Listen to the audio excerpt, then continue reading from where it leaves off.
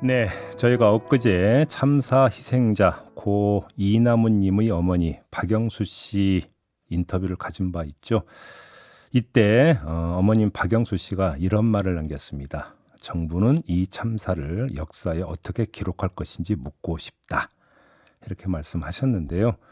정치권과 언론, 시민사회가 각자의 목소리로 이번 참사에 대한 진상규명과 책임 소명을 주장하고 있지만 사실 참사의 가장 중요한 기록자는 누가 뭐라고 해도 유가족이 되어야 되지 않을까 이런 생각을 한번 해봤습니다. 그래서 저희 시선 집중은 오늘부터 12구 참사 국정조사 특위의 1차 활동 기한인 내년 1월 7일까지 희생자 유가족들의 목소리를 지속적으로 전하는 시간을 마련을 했고요. 오늘 그 첫 번째 시간으로 함께해 주실 분을 전화로 만나보겠습니다. 40대 아들을 이번 참사로 잃은 어머니인데요. 김현숙 씨 전화로 만나보겠습니다. 나와 계시죠? 네. 네. 어려운 인터뷰인데요. 이렇게 인터뷰를 해야겠다고 결심하신 이유가 뭘까요, 어머님? 네, 소개하시면서 40대 아들을 둔 엄마라고 소개를 해주셨는데요. 네. 참사에 희생됐던 그 연령대를 제가 보니까 10대에서 20대가 가장 많더라고요. 네네. 우리 아들은 젊은 나이도 아니고 40대로 두 자녀를 둔 가장이었습니다. 누구나 아들의 희생 소식을 들으면 40대가 왜 이태원을 갔어? 하고 이렇게 다 질문을 하고 이상하게 생각하더라고요. 이런 가장들이 우리 아들뿐만이 아니라 여러 분 더 계시는 걸로 저는 알고 있습니다. 네. 모두들 각자의 그 사연을 안고 있겠지만 이런 희생자들도 있다는 것을 알리고 싶었고 목소리 내서 억울함을 밝히고 싶어서 응하게 됐어요. 그렇군요. 그러면 좀 아드님에 대한 좀 질문을 안 드릴 수가 없을 텐데 어떤 일을 하시던 분이고 어떻게 이태원에 가시게 됐는지 좀 말씀을 해 주실 수 있을까요, 어머님? 네. 아들은 이제 회사에 다니고 있었는데요. 네. 40대 하면은 한참 사회의 중심에서 일할 나이 아닙니까? 그럼요. 예. 정말 열심히 불꽃처럼 살고 있던 명석하고 능력 있는 아들이면서 애들한테는 따뜻한 아빠였죠. 멋진 아빠였습니다. 네. 현장에 갔던 이유는 그날에 이제 한 달에 한 번씩 모임인지 거래처 지인들과 저녁 모임이 있어가지고 나갔던 것 같아요. 예. 살고 있는 지역이 가까이에 있어서 그곳에서 모임을 가진 것 같습니다. 아들은 술, 담배를 안 하기 때문에 네. 이제 모임이 끝나고 술 취하신 분들 모두들 배웅하고 마지막으로 집으로 돌아가는 그 전철역으로 가다가 희생을 당했습니다. 아이고, 그렇군요. 참 황망함이라고 하는 것은 이루 말할 수가 없을 것 같은데 어머님은 더 말할 것도 없을 것 같고요. 그다음에 또 며느님이나 손주분들도 지금 엄청 황망했을 것 같은데 그분들 어떻게 지내왔던 거예요? 지난 40일간? 하루하루 눈물로 지내고 있다고 생각하시면 될 것 같고요. 예. 며느리하고는 잘 만나지도 못하고 통화를 못하고 있습니다. 이유는 예. 만나면 서로 울고 통화하면 서로 울고 이래서 대화가 잘 되지를 않고 있는데 이제 며느리의 걱정은 애들한테 혹시 마음에 상처가 생길까 봐서 애들을 열심히 지켜내고 있어요. 그래서 애들은 큰 감정폭 없이 잘 지내고 있는 것 같아요. 엄마가 지켜줘서. 아유, 예. 그런데 며느리는 아직까지 이 비현실 같은 현실을 아직 받아들이지 못해가지고 이중으로 고통스러워하고 있습니다. 그럼 아이들이 지금 몇 살이에요? 이제 아이들이 초등학교 다니는데 예. 이제 초등학교 다니다 보니까 인터넷을 하고 인터넷에 아빠 이름을 치면 모든 게 떠오르니까 좀 조심스럽게 밝혀주지 않았으면 하고 얘기를 하더라고요. 그렇군요. 초등학교 다니고 있습니다. 어머님은 어떻게 지내고 계세요? 저도 눈물로 눈을 떴다가 눈물로 눈을 감는다고 해야 될까요? 교회를 다니고 있어서 기도를 할 때마다 하나님 오늘은 또 일어났군요. 하나님 오늘 또 잠자리 듭니다. 이렇게 해서 눈물로 지새고 있어요. 어머님 홀로 생활하신다고 제가 전해드린 것 같은데 맞아요? 네. 애들 아빠가 이제 3년 전에 돌아가셔가지고 그 아픔도 추스르기 전에 아들이 이렇게 가버려가지고 제가 그 고통과 마음의 아픔을 어떻게 혼자 감당하기도 힘들지만 하여튼 혼자 살고 있습니다. 애들은 다 출가했기 때문에. 아니 어머니 곁에 누구라도 좀 옆에 있어야 되는 거 아니에요? 지금은 와 있어줄 다 직장 생활을 하고 있기 때문에 참, 예. 내가 와 있을 줄 사람도 없고 또 음, 주변에 지인들이 아침, 점심, 저녁으로 돌아가면서 저를 챙겨주고 전화도 해주고 같이 밖으로 데리고도 나가고 있고 그렇게 지내고 있어요. 어머님 이럴 때일수록 그 많은 분들하고 그렇게 좀 만나고 대화하고 이러셔야 돼요. 네. 어떻게 그럼 다른 유가족 분들하고는 이렇게 자주 소통을 하세요? 그 유가족들하고 뭐 전화 소통은 전혀 안 하고 있고요. 네. 저희가 이제 거기 협회에 가입을 해서 거기 이제 글로써 서로 마음을 이제 소통하고 서로 위로받고 아픔을 공유하고 있어요. 그 지금 유가족 분들이 이제 단톡방이 있는 거죠?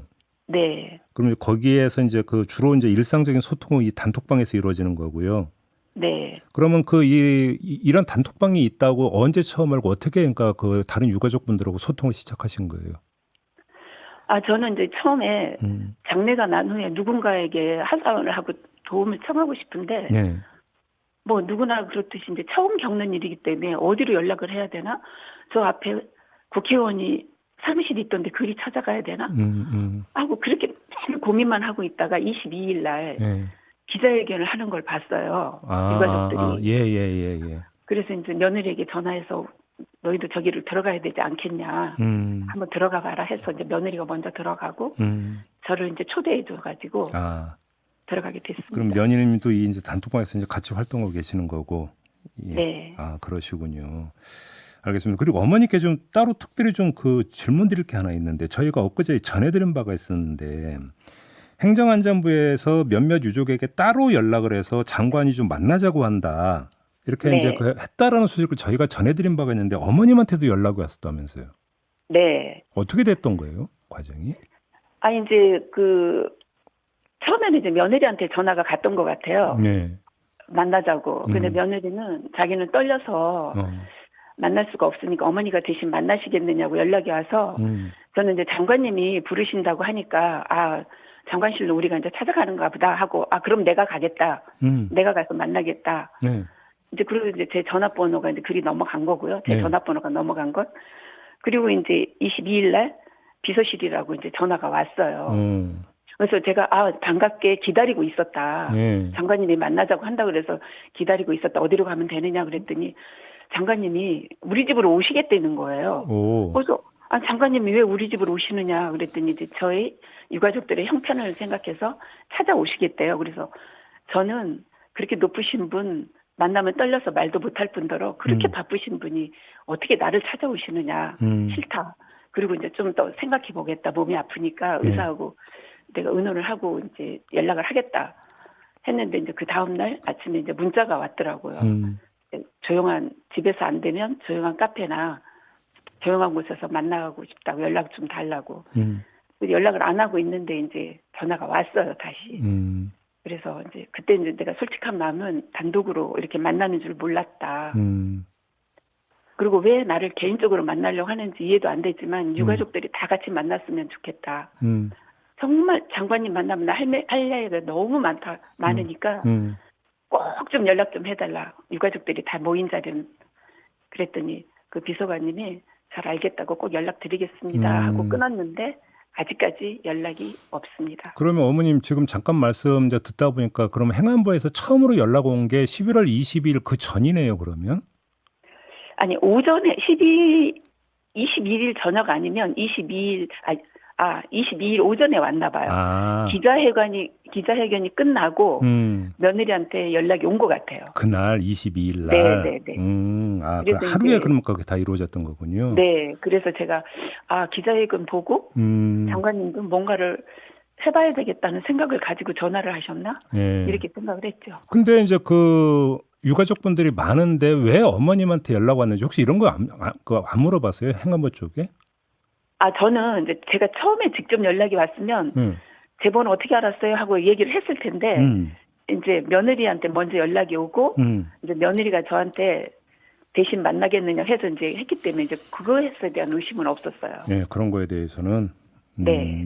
그럼 아무튼 행안부 장관 비서실에서 연락이 오면서 그러니까 이러이러한 좀 얘기 좀 했으면 좋겠다. 더 구체적으로 했던 얘기는 전혀 없는 거고요. 전혀 없고 제가 얘기를 했어요. 저는 머릿속에 장관님이 보고 싶어 한다 그래서 그럼 제가 장관실에 찾아가면 용산구청장도 와 계시느냐, 용산서장도 와 계시느냐.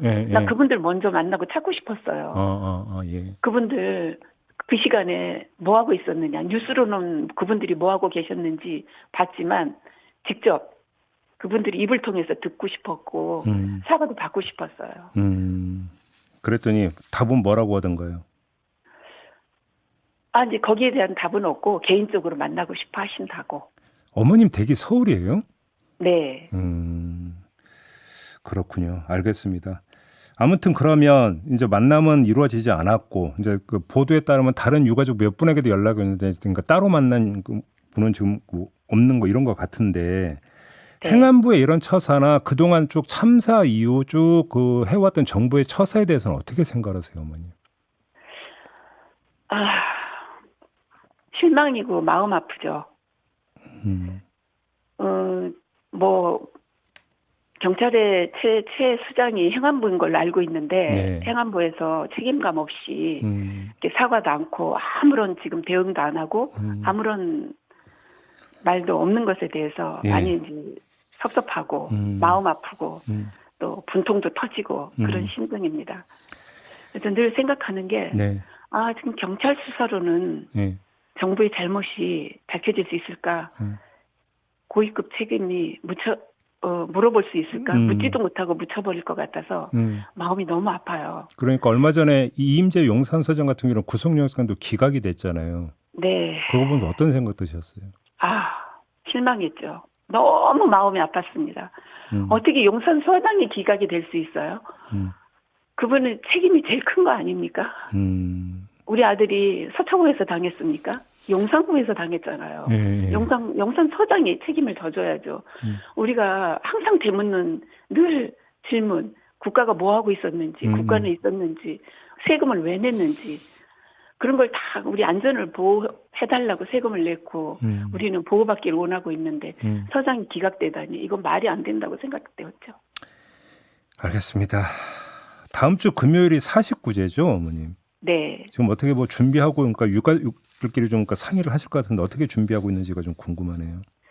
그 유가족 이제 집행부에서 많이들 여러 가지로 준비를 많이 하고 있는 것 같은데 저는 이제 아파서 지방에 지금 잠깐 내려와 있거든요. 괜찮으세요? 예. 네. 예. 아니 이제 뭐 어디가 많이 아픈 건 아니고 다리를 다쳐가지고 기부스를 해가지고 못 올라가고 있어요. 예. 그래서 거기에 이제 참석은 못 하고 그냥 동의서만 제가 그렇군요. 같은 마음을 나누고 싶어서 동의만 하고 있습니다. 아무튼 이 12구 참사가 역사의 기록이 당연히 돼야 되는 거 아니겠어요, 어머니? 네. 어떻게 기록돼야 된다고 생각을 하세요?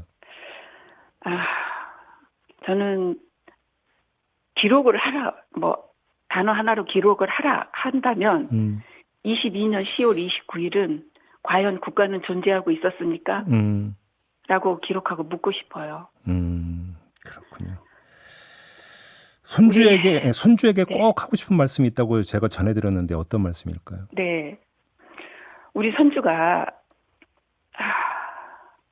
아빠의 죽음에 대해서 의구심을 많이 가지고 있는 것 같아요. 의구심? 의구심. 의심이 좀 뭔가 이렇게 풀리지 않는 의심이 있는 것 같아요.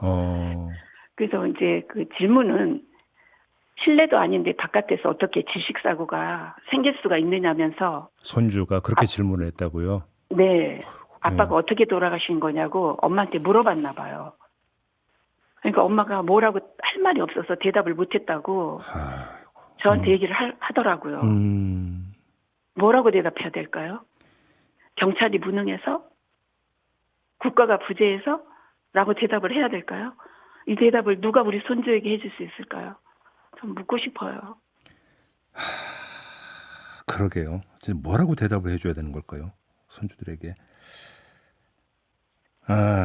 알겠습니다. 마지막으로 이런 질문을 좀 드려볼게요, 어머님. 아드님에게 꼭 전하고 싶은 말씀 있으세요? 꼭 전하고 싶은 말보다도 우리 아들은 정말 똑똑하고 유능하고 좋은 영향력을 끼쳤던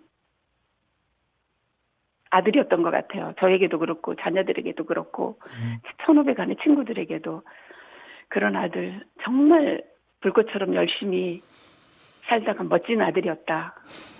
사랑한다. See you soon, my son 하고 얘기하고 싶습니다.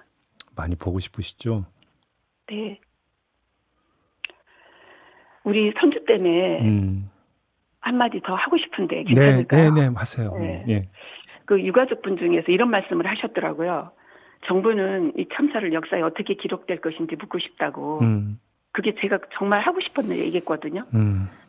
우리 아이들이 내가 걱정하고 있는 것이 우리 아이들이 이 다음에 커서 훗날 이태원 참사의 역사를 접했을 때 또는 인터넷을 검색해서 이태원 참사를 봤을 때 만약에 안 좋은 기사가 검색되었다고 가정을 했을 때 아빠에 대한 마음이 얼마나 아프겠습니까? 잘못된 기록으로 남으면 절대 안 된다고 생각해요. 반드시 사실이 규명되고 책임자가 밝혀지고 아이들한테 떳떳한 아빠로 앞으로 남아있어야 되지 않겠습니까? 아, 물론이죠. 진상규명이 반드시 필요하다고 생각되어집니다. 알겠습니다. 인터뷰 마무리해야 될 것 같은데 어머님 건강이 제일 중요해요. 그러니까 네. 다리도 얼른 좀 빨리 좀 나아야 되고 특히 혼자 이렇게 사귀시면 안 돼요, 어머님. 네. 많은 분들하고 만나고 대화하시고 특히 유가족분들은 서로 위로하고 또 아픔 공유하고 이런 과정이 얼마나 중요하겠어요. 그죠? 네. 네, 알겠습니다. 오늘 귀한 말씀 잘 들었고요. 인터뷰 이렇게 마무리할게요. 고맙습니다, 어머님. 네, 감사합니다. 네. 지금까지 12구 참사 희생자의 어머니 김연숙 씨였습니다.